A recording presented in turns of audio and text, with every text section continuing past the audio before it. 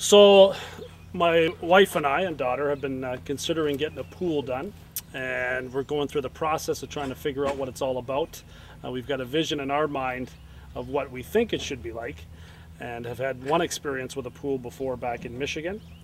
So we've come to Scott at Diamond Pools to try to figure out what we're going to do, and I'm just going to ask Scott a few questions about what the process is. So you know what we want to do. How do we go about doing it? Well, I think the most important thing that we need to do here, Keith, is I need to get a clear understanding, which I believe that I have from you, on how you want to use the pool, what's important to you as far as size, features, things of that nature. We're sitting here in March, and I guess my number one question is, since we're made the decision we're going to get the pool, is how soon can we get this pool done? How soon can you start? And most importantly, how long does it take? Well, in most situations, start to finish, from the time we sign a contract, come to all of our final agreement, to the time that we're actually digging in the backyard, is usually a couple of weeks. And then it's about 4 to 6 weeks from that time to we have a completed project. Now, of course, that does depend, Keith, on the size of the project and what's involved. But I'd like to have vinyl if that's possible, and what goes into that? How advanced and how far along have we come since my first pool 12 years ago, where we couldn't really do a design with a vinyl pool? It was more of that rectangular pool that I grew up with.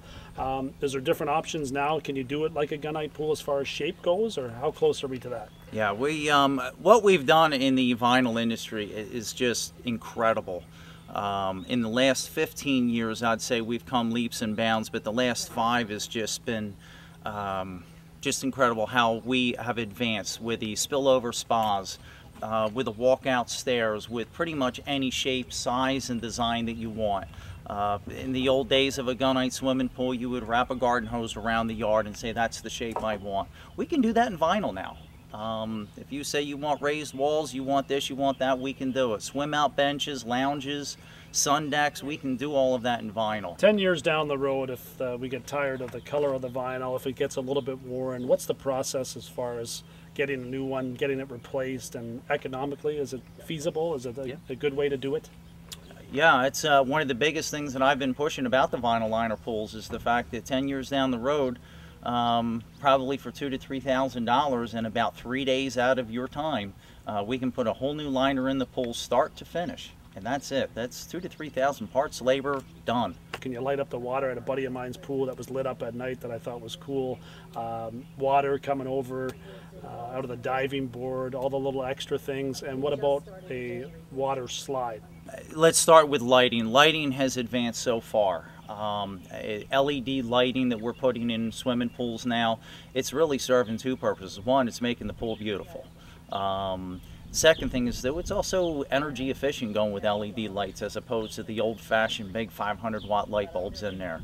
We can tone the pool color down. We can knock it down to a nice deep blue, or maybe a red or a purple or something, as opposed to a bright white.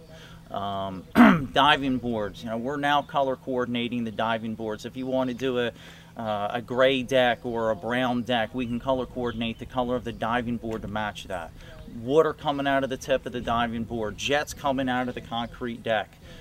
Sliding boards, wait till you see what we can do with sliding boards.